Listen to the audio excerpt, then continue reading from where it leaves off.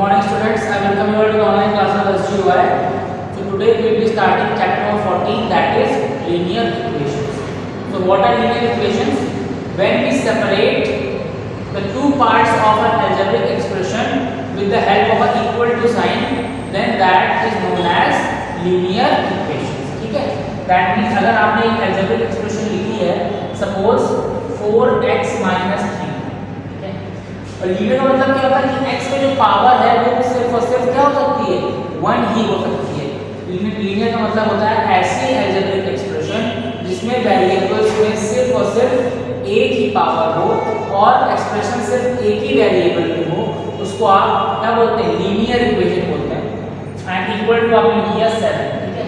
तो this is a kind of linear equation जहां पे इक्वल टू का भी साइन है, वेरिएबल में पावर कैसी है, सिंगल पावर है और दूसरा कोई वेरिएबल भी नहीं है। Then you can consider this type of equation as linear equation, ठीक है। Now how to solve this? जब हम सॉल्व करने की बात करते हैं लीनियर इक्वेशन की, तो हमें फाइंड करनी होती है वेरिएबल की वैल्यू। तो वेरिएबल की वैल्यू फाइंड करने के लिए आप क्या करोगे, यहाँ पे इक्वल टू का साइन है, इक्वल टू की इधर आप बोलोगे ये कैसी साइड है, लेफ्ट हैंड साइड, और ये है कैसी, राइट हैंड साइड, ठीक है। Now what you have to do, variable वाले टर्म को एक तरफ करना है और कांस्टेंट टर्म्स को एक तरफ करके फिर हम लोग उसको प्रोसेस को आगे बढ़ाते हैं। तो लेट्स स्टार्ट द एक्सरसाइज और वहां से आप समझ पाओगे कि हम लोग कैसे क्वेश्चंस को अप्रोच करेंगे।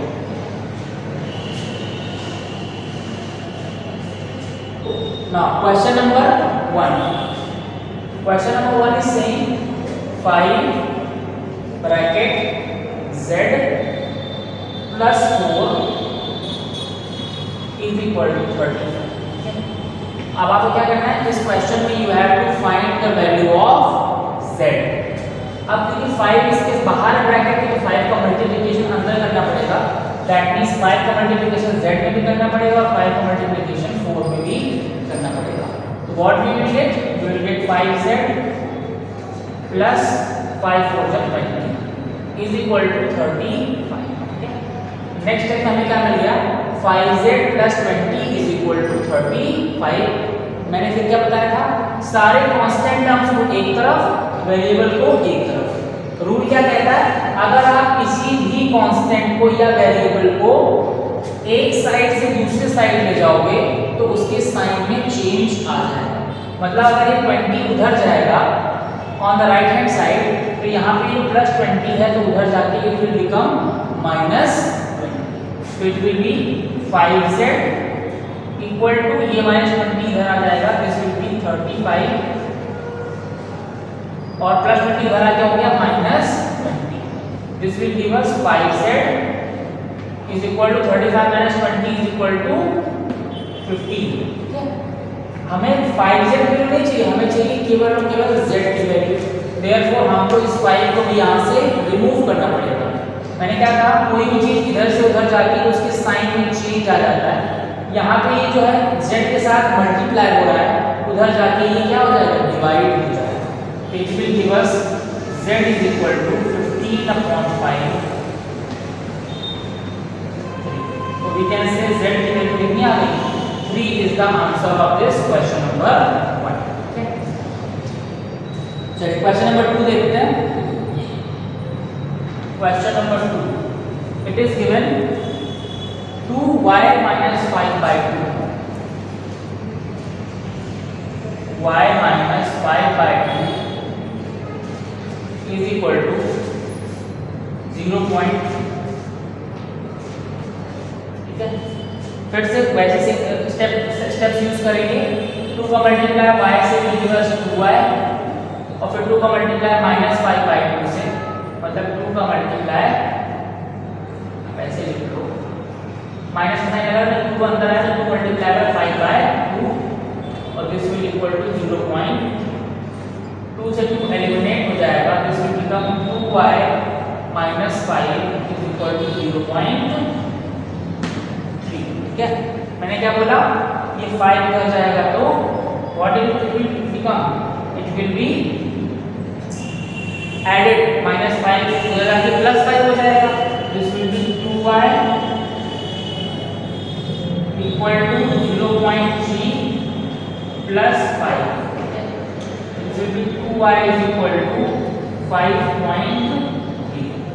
Y will be equal to 5.3 upon 2. That's what हटाएंगे तो यहाँ पर 20 आ जाएगा, isn't it? आप चाहो तो आप इसको मिक्स फ्रैक्शन में लिख सकते हो, इसका आंसर आ जाएगा 22 या 42 होल 13 upon 20 या बोलो 53 upon 20. Both are the correct answer of this question number 2.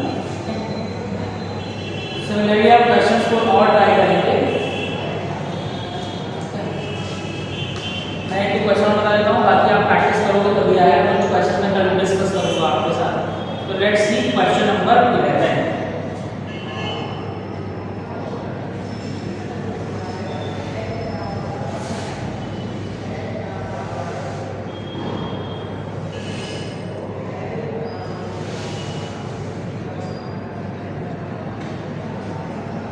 Question number 11. The question is 2x plus 3 upon 3 plus x is equal to 3 by. ठीक है, जब ऐसे क्वेश्चन हो जहाँ पे एक फ्रैक्शन इधर है दूसरा फ्रैक्शन इधर है और बीच में इक्वल टू का साइन है, then what we can do? You can cross multiply. तो 2 का मल्टीप्लाई इसमें होगा, this will become 2x plus 3 is equal to 3 उसका 3 plus x. 3 का मल्टीप्लाई 3 plus x में हो रहा है और 2 का मल्टीप्लाई 2x plus 3 में हो रहा है. This will give us 4x plus 6 is equal to 6 plus 3x. मैंने क्या कहा था, सारे वेरिएबल्स एक तरफ और कांस्टेंट एक तरफ. ठीक है,